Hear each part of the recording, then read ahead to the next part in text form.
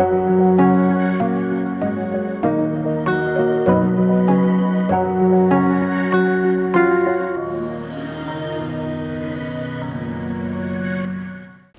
അമ്മ ജീവനോടെ പ്രത്യക്ഷപ്പെട്ട ഈ അൽത്താരയിൽ അമ്മയുടെ പ്രത്യക്ഷീകരണത്തിൻ്റെ സാക്ഷിയാക്കി ഈശോയുടെ നാമത്തിൽ എന്നെ എൻ്റെ കുടുംബത്തെ ഉയർത്തിയതിന് ഞാൻ എൻ്റെ അമ്മയ്ക്കും ഈശോയ്ക്കും കോടാനുകോടി നന്ദി പറയുന്നു. എൻ്റെ പേര് പ്രീതി സജീവ്, എൻ്റെ മകൾ അക്ഷര. ഞങ്ങൾ വരുന്നത് പത്തനംതിട്ട ജില്ല പന്തളം പറന്തൽ നിന്നുമാണ്. ഞാൻ ആദ്യമായി ഉടമ്പടി എടുക്കുന്നത് 2023 ഒക്ടോബർ 18 ഞാൻ വരാനുള്ള സാഹചര്യം, ഞാൻ മരണമെന്നുള്ള എൻ്റെ മുൻപിൽ കണ്ടു നിൽക്കുന്ന സമയത്താണ് എനിക്ക് കൃപാസനം പത്രം കിട്ടുന്നത്. എനിക്ക് ആശ്രയവും കിട്ടി. അപ്പോൾ എൻ്റെ ഭർത്താവിൻ്റെ മദ്യപാനം അത് ഞങ്ങളെ ഭയങ്കരമായിട്ട് അലട്ടിക്കൊണ്ടേയിരുന്നു. എന്ന് പറഞ്ഞാൽ ഞങ്ങൾ എല്ലാം പറയുന്ന പോലെയല്ല, ഞങ്ങളെ രാത്രിയിൽ വീട്ടുകളിൽ നിന്ന് ഇറക്കി വിടും. ഞാനും ഈ പൊടിക്കുഞ്ഞും മുറ്റം തോറും നടക്കും. എന്താണ് ചെയ്യേണ്ടത് ഒന്നും അറിയില്ല. ജീവിതം അവസാനിപ്പിക്കണം, ആരുമില്ല. എനിക്ക് അമ്മയില്ല. എൻ്റെ അമ്മ എനിക്ക് 15 വയസ്സുള്ളപ്പോഴേ മരിച്ചു പോയതാണ്. എൻ്റെ അച്ഛന് ക്യാൻസറാണ്. ഞാൻ ആരോട് എൻ്റെ സങ്കടങ്ങൾ പറയും, ഒന്നും എനിക്കറിയില്ല. അങ്ങനെ അടുത്തുള്ളൊരു ചേച്ചി എനിക്ക് പത്രം തരുന്നു. ഞാൻ ആ പത്രം വായിച്ചു. അപ്പോൾ എത്രയും പെട്ടെന്ന് എനിക്ക് കൃപാസനത്തിലേക്ക് വരണം എന്നുള്ള ചിന്ത മാത്രമേ ഉള്ളായിരുന്നു എൻ്റെ മനസ്സിൽ. വേറെ ഒരു ആശ്രയമില്ല, അമ്മയുടെ അടുക്കൽ പോകണമെന്ന്. അപ്പോൾ പിന്നെ എൻ്റെ ഭവനത്തിൽ വിഷയങ്ങളുണ്ടാവുകയാണ്. അങ്ങനെ ഞങ്ങൾ ആ വീട് വിട്ടിറങ്ങുകയാണ്. എൻ്റെ കൂട്ടുപങ്കാളിയുടെ കുഞ്ഞമ്മയുടെ വീട്ടിലേക്ക് തന്നെ ഞങ്ങൾ പോകുന്നു. അവിടെ ചെന്നിട്ട് ഞാൻ പറയുന്നു, ചേച്ചി എത്രയും പെട്ടെന്ന് എന്നെ കൃപാസനത്തിൽ ഒന്ന് കൊണ്ടുപോകണം, എനിക്കറിയില്ല. അപ്പോൾ അവർക്കും ആ സ്ഥലം എവിടാണെന്നോ ഒന്നും അറിയില്ല. എന്നാലും ഞങ്ങൾക്കിവിടെ വരണം, എൻ്റെ അമ്മയുടെ ഇടയ്ക്ക് വരണം.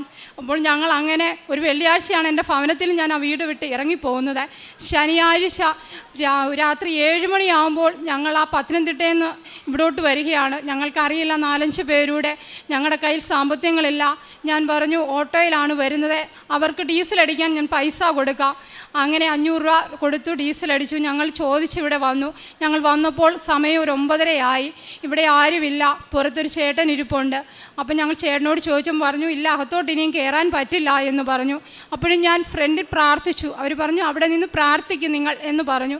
ഞാൻ അവിടെ നിന്ന് പ്രാർത്ഥിച്ചു, അമ്മേ എനിക്കിനി വേറെ ആശ്രയമില്ല, നീ എന്താണെന്ന് ചെയ്തു തരാൻ ഞാൻ പറഞ്ഞു. ഇല്ലെങ്കിൽ എൻ്റെ കുഞ്ഞിൻ്റെ എൻ്റെ ജീവിതം ഇതിനെ എനിക്ക് കൊല്ലാൻ പറ്റുന്നില്ല എന്ന് മാത്രമേ ഞാൻ പറഞ്ഞുള്ളൂ അമ്മയോട്. എന്നിട്ട് ഞങ്ങൾ പ്രാർത്ഥിച്ച് പുറത്തിറങ്ങി.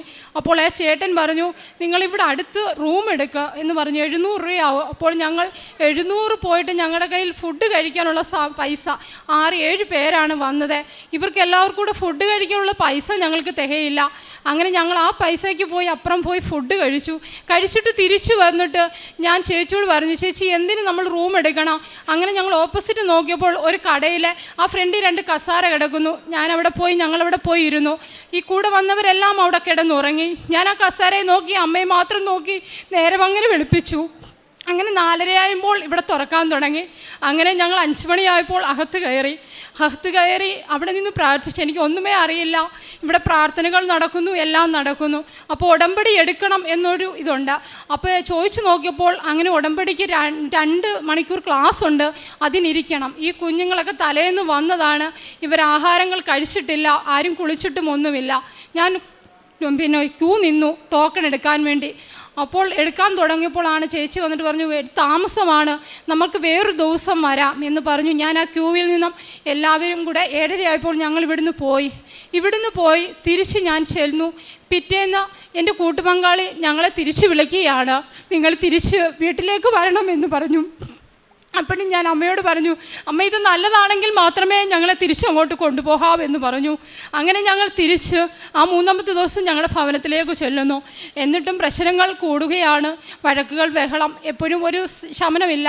എന്ന് പറഞ്ഞാൽ 2 മാസം എൻ്റെ ഉടമ്പടി ഞാൻ കറക്റ്റുമല്ല, എനിക്ക് പ്രാർത്ഥിക്കാൻ പറ്റുന്നില്ല, ഒന്നുമില്ല.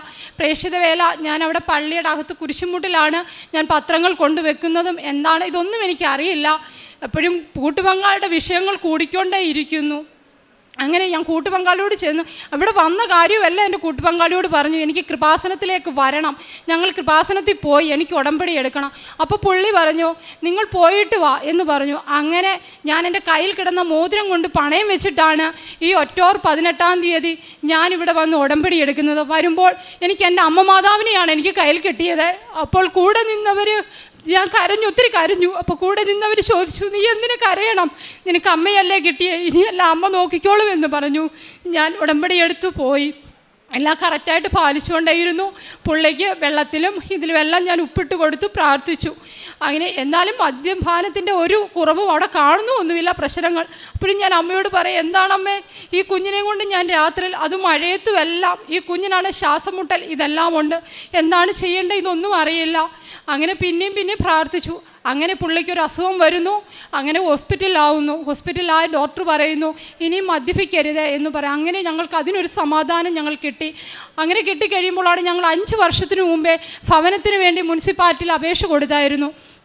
നമ്മൾ എത്രയോ 2-3 പ്രാവശ്യം ആ ഭവനത്തിന് ഇത് വന്നെന്ന് പറയുന്നു. നമ്മുടെ കയ്യിൽ അതിൻ്റെ കാര്യങ്ങളോ നോട്ടീസോ നമ്മുടെ മെമ്പറുകൾ പറഞ്ഞിട്ട് ഒന്നുമില്ല. അപ്പോൾ അങ്ങനെയാണ് ഒരു ദിവസം ആ രസീത് ഞങ്ങൾക്ക് കിട്ടുന്നു. ഞങ്ങൾ തിരിച്ചു ചെന്ന് അത് പറയുന്നു, ഞങ്ങൾക്ക് ഈ ഭവനം വേണമെന്ന് പറയുന്നു. ആ സമയത്ത് എൻ്റെ കൂട്ടുപങ്കാളിക്കൊരു അപകടം ഉണ്ടാകുന്നു. ഞങ്ങൾക്കപ്പോൾ ആ ഭവനം പണിയാനുള്ള നിവൃത്തിയില്ല, സമയത്ത് പറ്റത്തില്ല. ഞങ്ങൾ തിരിച്ചു ഇവിടെ പോരുന്നു. അതെല്ലാം കഴിഞ്ഞ് ഞങ്ങൾ 1 വർഷം കഴിഞ്ഞ് പിന്നെ ആ മുനിസിപ്പാലിറ്റി ഞങ്ങൾ ചെന്നിട്ട് പറഞ്ഞു, ഞങ്ങൾക്ക് ഭവനം വെക്കണം, ആ ഭവനത്തിൻ്റെ കാര്യങ്ങൾ എന്തായി? അപ്പോൾ അവർ ആ മേട സൈറ്റിൽ നോക്കിയിട്ട് പറഞ്ഞു, ഇല്ല നിങ്ങൾക്ക് ഭവനമില്ല, നിങ്ങളുടെ ഭവനം നിങ്ങൾ വെച്ചിട്ടുണ്ട്, ഇല്ലെങ്കിൽ ആർക്കോ കൊടുത്തിട്ടുണ്ട് എന്ന് പറഞ്ഞു. അപ്പോൾ ഞങ്ങൾക്കത് ഭയങ്കരമായിട്ട് വിഷമമായി. ഞാൻ പറഞ്ഞില്ല, ഞാൻ ഭവനം വേണമെന്ന് ഇവിടെ എഴുതി കൊടുത്തിട്ടാണ് പോയത്, വേണ്ടാന്നല്ല എഴുതി കൊടുത്തേ എന്ന് പറഞ്ഞു. അപ്പോൾ പറഞ്ഞു, എന്നാൽ നാളെ ഒരു സാറ് വരും, ആ സാറിൻ്റെ നമ്പർ ഇതാണ്, ഈ സാറിനെ വിളിച്ചിട്ട് നിങ്ങൾ നാളെ വരാൻ പറഞ്ഞു. ഞങ്ങൾ അന്ന് വീട്ടിൽ ചെന്നിട്ട് സാറിനെ വിളിക്കുന്നു. സാറ് പറഞ്ഞ് രാവിലെ 9 ആകുമ്പോൾ നിങ്ങൾ ഓഫീസിലേക്ക് വരാൻ പറയുന്നു. ഞങ്ങൾ 9 മണിയായപ്പോൾ ഓഫീസിൽ ചെന്നു, ഞാനും എൻ്റെ കൂട്ടുപങ്കാളിയും കൂടെ. അവിടെ ചെന്നു. സാറ് ഒരു 10 മിനിറ്റിനകം അവിടെ വന്നു. സാറെല്ലാം സൈറ്റിൽ നോക്കുന്നു, ഭവനമില്ല എന്ന് പറഞ്ഞു, നിങ്ങൾക്ക് അങ്ങനെ ഒരു വീടില്ല എന്ന് പറഞ്ഞു.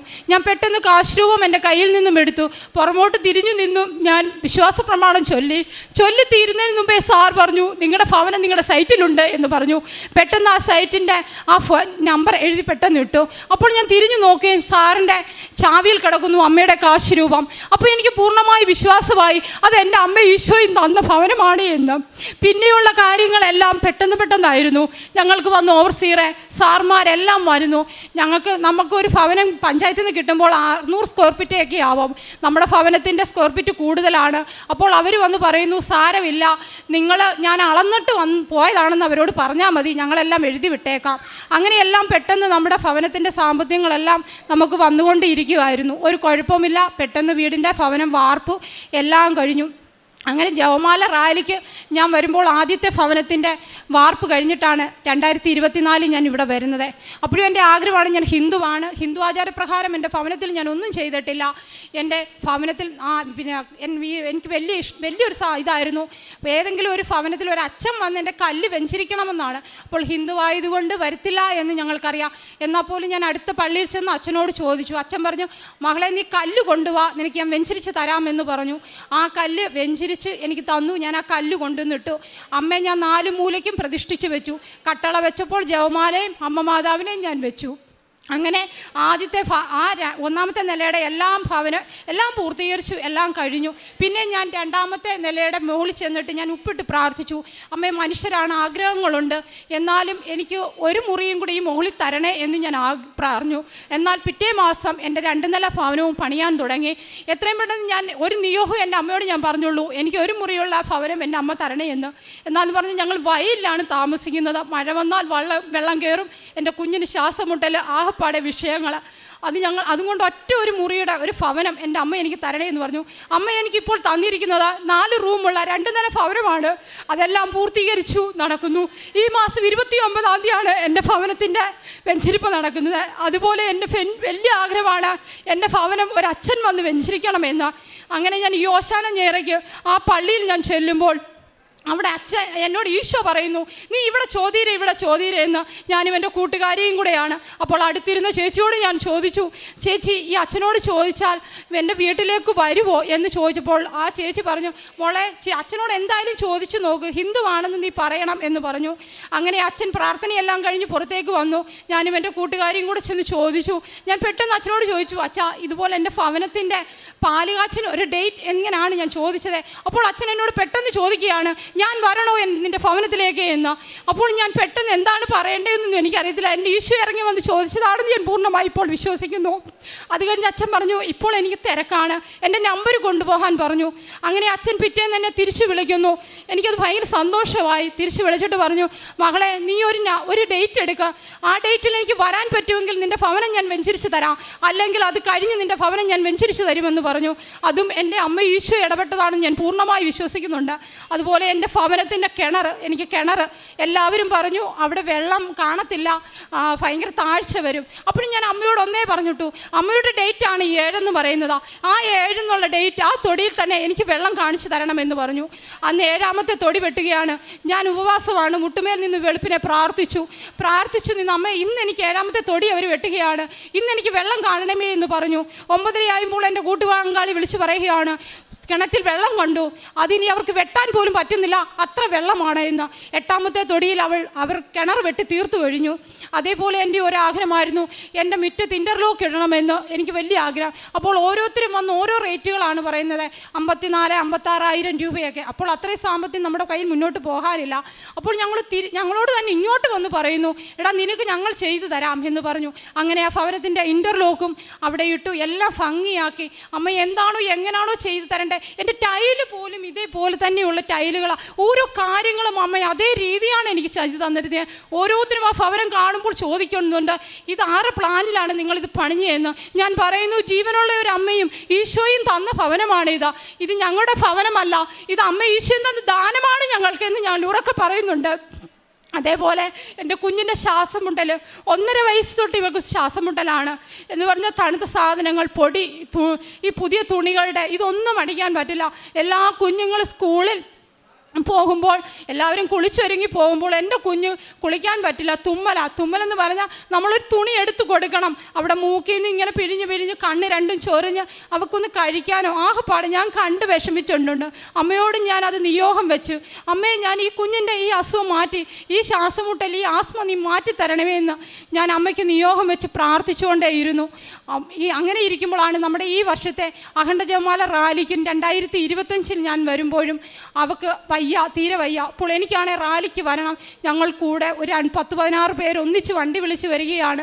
ഈ ഒരു കുഞ്ഞിന് വയ്യാതെ വന്നാൽ ഈ മക്കളെല്ലാം വിഷമത്തിലാവും. അപ്പോഴേ എനിക്ക് വന്നേ പറ്റത്തുള്ളൂ, എനിക്ക് കുഞ്ഞിനെ കൊണ്ടുവരണം, ആരെയും ഏൽപ്പിക്കാനില്ല. അങ്ങനെ ഞങ്ങൾ ജപമാല റാലിക്ക് രാവിലെ വെളുപ്പിനെ ഇവിടെ 4 മണിക്ക് എല്ലാവരും കൂടെ വരുന്നു. വന്നു കഴിഞ്ഞ് ഇവിടുന്ന് റാലിക്ക് ഇറങ്ങി നടക്കാൻ തുടങ്ങിയപ്പോൾ ഈ കുഞ്ഞിന് വയ്യാതായി. കുഞ്ഞിന് ഒരടി പോലും നടക്കാൻ പറ്റുന്നില്ല, കുഞ്ഞിന് ശ്വാസം മുട്ടൽ, എന്താണ് ചെയ്യേണ്ടത് എന്നൊന്നും എനിക്ക് കുഞ്ഞറിയില്ല. അപ്പോഴും ഞാൻ അമ്മയോട് പറഞ്ഞു, അമ്മേ ഇവരെ എല്ലാം കൂടാണ് ഞാൻ ഈ കുഞ്ഞിനെയും കൊണ്ട് വന്നത്, ഈ കുഞ്ഞിനൊരു വൈകാരിക വന്നാൽ ഈ വന്നവർക്കെല്ലാം അതൊരു വിഷമമായി പോകും, അമ്മ എന്താണെന്ന് വേണ്ടത് ചെയ്തോണേ എന്ന് പറഞ്ഞു. പെട്ടെന്ന് അങ്ങനെ നടന്നു. കുറേ ദൂരെ കഴിഞ്ഞപ്പോൾ ഞങ്ങൾ അവിടെ കുറച്ച് നേരം ഇരുന്നു കഴിഞ്ഞപ്പോൾ എൻ്റെ കൂടെ വന്ന് എൻ്റെ കൂട്ടുകാരി പറഞ്ഞു, ദൈവമേ ഒരു വയ്യാത്ത കുഞ്ഞാണ്, ഈ കുഞ്ഞിനെ അമ്മയെ സൗഖ്യപ്പെടുത്തണേ എന്ന് പറഞ്ഞു. അങ്ങനെ ഞങ്ങൾ 5 മിനിറ്റ് കഴിഞ്ഞ് അവിടെ നിന്ന് എഴുന്നേറ്റ് നടക്കുമ്പോൾ ഒരു 10 മിനിറ്റ് നടന്നില്ല, കുഞ്ഞിന് ഉടമ്പടി കാശുരൂപം തന്നെ അവിടെ നിന്ന് കെട്ടുന്നു. ഉടമ്പടി കാശുരൂപം ഒരു ജപമാലയുമാണ് എൻ്റെ കുഞ്ഞിൻ്റെ കയ്യിൽ കിട്ടുന്നത്. അപ്പോൾ ഞാൻ വിചാരിച്ചു, എൻ്റെ അമ്മ എൻ്റെ കുഞ്ഞിനെ സൗഖ്യപ്പെടുത്തി, ഇനി എനിക്ക് ഒന്നും കൊണ്ട് പേടിക്കണ്ട എന്ന് പറഞ്ഞു. ആ കാശുരൂപം ഇവൾ എൻ്റെ കയ്യിൽ മണ്ണ് വെച്ച് ചവിട്ടി ആരെയോ കളഞ്ഞു പോയതായിരുന്നു, അതെൻ്റെ കയ്യിൽ കൊണ്ടു തരുന്നു. ഞാനത് പെട്ടെന്ന് തുടച്ചിങ്ങനെ ഇരിക്കുമ്പോഴാണ് ഒരു ചേച്ചി കരഞ്ഞുകൊണ്ട് വരുന്നത്, എൻ്റെ കാശുരൂപം കാണുന്നില്ല എന്ന് പറഞ്ഞ്. അപ്പോൾ ഞാൻ പെട്ടെന്ന് ചേച്ചിയോട് പറഞ്ഞു, ചേച്ചി കുഞ്ഞിന് കാശുരൂപം കിട്ടിയിട്ടുണ്ട് ജപമാല. പെട്ടെന്ന് ഞങ്ങളത് തിരിച്ചു കൊടുത്തു. പിന്നെ അവിടം തൊട്ട് നടന്ന് എൻ്റെ കുഞ്ഞ് പള്ളി വരെ നടന്നു, ഒരു കുഴപ്പമില്ലായിരുന്നു. ഇന്ന് വരെ എൻ്റെ കുഞ്ഞിന് ശ്വാസം മുട്ടലോ അങ്ങനൊരു അസുഖങ്ങളോ ഒന്നും വന്നിട്ടില്ല. അവൾ തണുത്ത ഐസ്ക്രീം എല്ലാ സാധനങ്ങളും കഴിക്കുന്നുണ്ട്, രാവിലെ കുളിക്കുന്നുണ്ട്, ഒന്നിനും ഇപ്പോൾ കുഴപ്പമില്ല. അതെൻ്റെ അമ്മയും ഈശോയും പൂർണ്ണമായി മാറ്റി തന്നതിന് അമ്മയ്ക്കും ഈശോയ്ക്കും ഞാൻ കോടാനുകോടി നന്ദി പറയുന്നു. അതുപോലെ എൻ്റെ 3ാമത്തെ സാക്ഷ്യം എന്ന് പറഞ്ഞാൽ 18 വർഷത്തിന് മുമ്പേ എൻ്റെ വല്യച്ഛൻ്റെ മോൻ, എൻ്റെ സഹോദരന് ഞാൻ 10 ലക്ഷം രൂപ എൻ്റെ വസ്തു വിറ്റ് ഞാൻ കൊടുത്തതാണ്. അത് ഇപ്പോൾ ഇത്രയും ദിവസമായിട്ട് ഞാൻ ഈ ഉടമ്പടി എടുക്കുന്നതിന് മുൻപ് വരെ ഞാൻ ചോദിച്ചുകൊണ്ടിരിക്കുക. അവർക്ക് അത് തരണമെന്നൊരു വിചാരമില്ല, എന്നാൽ സാമ്പത്തികമുള്ളവരാണ്, അവർ തരുന്നില്ല. ഞങ്ങൾ ചോദിച്ചിരിക്കുന്നു. അങ്ങനെ എൻ്റെ ഭവനം വന്നു. അപ്പോഴും ഞാനത് നിയോഗത്തിൽ വെച്ചു, അമ്മയുടെ ഹിതം എന്താണോ അവിടുന്ന് എനിക്ക് നിറവേറ്റി തരണേ എന്ന് പറഞ്ഞു. അങ്ങനെ ഞാൻ ഇതിൻ്റെ ഉടമ്പടി പത്രികയും കൊണ്ട് ഇവിടെ വന്ന് അച്ഛനെ കണ്ട് എൻ്റെ എഗ്രിമെൻ്റ് പേപ്പർ ഉണ്ടായിരുന്നു. ഞാൻ അച്ഛനെ കാണിച്ചു. അച്ഛൻ എന്നോട് ചോദിച്ചു, മകളെ നീ ഇത് ആർക്കാണ് കൊടുത്തിരിക്കുന്നത് എന്ന് ചോദിച്ചു. ഞാൻ പറഞ്ഞു, എൻ്റെ സഹോദരനാണ് അച്ഛാ കൊടുത്തിരിക്കുന്നത്. അവരെന്ത് പറയുന്നു? ഞാൻ പറഞ്ഞു, തരാമെന്ന് പറയുന്നു. സാരമില്ല, അമ്മ ഏറ്റെടുത്തോളും എന്ന് പറഞ്ഞു. അത് കഴിഞ്ഞു അവരിപ്പോൾ എനിക്കത് പകുതി മുക്കാലും തന്നു കഴിഞ്ഞിരിക്കുന്നു. ബാക്കിയും എൻ്റെ അമ്മ ഈശോയെ അത് മേടിച്ച് തരുമെന്ന് എനിക്ക് പൂർണ്ണ വിശ്വാസമുണ്ട്. അതിനും എൻ്റെ അമ്മയ്ക്ക് ഈശോയ്ക്ക് ഞാൻ കോടാനുകോടി നന്ദി പറയുന്നു. നാലാമത്തെ സാക്ഷ്യം, എനിക്ക് അലർജി 20 വർഷം കൊണ്ട് ഈ അലർജി എന്ന് പറഞ്ഞാൽ ശ്വാസം മുട്ടലാണ്. എനിക്ക് എന്നും അലർജിയുടെ ഗുളിക കഴിച്ചായിരുന്നു ഞാൻ ഇരിക്കുന്നത്. എനിക്ക് പൊടി അടിക്കാനോ ഒന്ന് തൂക്കാനോ ഒന്നും പറ്റില്ല. ഇഞ്ചക്ഷനും എടുത്താണ് ഞാനിത്. ഈ 2.5 വർഷം ഞാൻ ഉടമ്പടിയിലാണ്. ഈ 2.5 വർഷം കൊണ്ട് എനിക്ക് അങ്ങനെ ഒരു അസുഖം വന്നിട്ടില്ല. അതിനൊരു എനിക്കൊരു കുഴപ്പമില്ല. ഏത് പൊടി ഇപ്പോൾ അടിച്ചാലും എനിക്കൊന്നും ഇപ്പോൾ വിഷയമില്ല. ഞാനിപ്പോൾ പുതിയ വീടിൻ്റെ പണികൾ അവിടെ എല്ലാം ചെന്ന് തൂത്തുവാരുന്നുണ്ട്, എല്ലാം ചെയ്യുന്നു. അതിനൊന്നും എനിക്കിപ്പോൾ ഒരു കുഴപ്പങ്ങളും ഇല്ല. ഇത്രയും തന്ന എൻ്റെ അമ്മയ്ക്ക് ഈശോയ്ക്ക് ഞാൻ കോടാനുകൂടി നന്ദി പറയുന്നു. ആദ്യമായി എൻ്റെ ഭവനത്തിലേക്ക് ഞാനിപ്പോൾ വിളിക്കുന്നത് എൻ്റെ അമ്മ ഈശോയെയാണ്.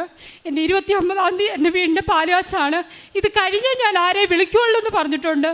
ആ ഒരു ഡേറ്റ് അമ്മ ഈശോ എൻ്റെ തലേന്ന് എൻ്റെ കുഞ്ഞിൻ്റെ ബർത്ത്ഡേ ആയിരുന്നു. എന്നാൽ അതിൻ്റെ പിറ്റേന്ന് തന്നെ ആ ഭവനം ഇവക്ക് തന്നെ ബർത്ത്ഡേ ഗിഫ്റ്റായി കൊടുത്തതാണെന്ന് ഞാൻ പൂർണ്ണമായി വിശ്വസിക്കുന്നു. കഴിഞ്ഞ വർഷം ബർത്ത്ഡേക്ക് ഞാൻ അഖണ്ഡ ജപമാല കൂടുമ്പോൾ ഞാൻ അവിടെ നിന്ന് കരഞ്ഞു പ്രാർത്ഥിച്ചു, അമ്മ എൻ്റെ കുഞ്ഞിനൊരു മുട്ടായി മേടിച്ചു കൊടുക്കാൻ പോലും കഴിവില്ലാത്തവളാണ് എന്ന്. എന്നാൽ ഈ വർഷം എൻ്റെ കുഞ്ഞിന് അതിമനോഹരമായ ഒരു ഭവനമാണ് എൻ്റെ അമ്മ ഈശോയും കൊടുത്തത്. ഞാൻ അതിന് കോടാനുകോടി നന്ദി പറയുന്നു.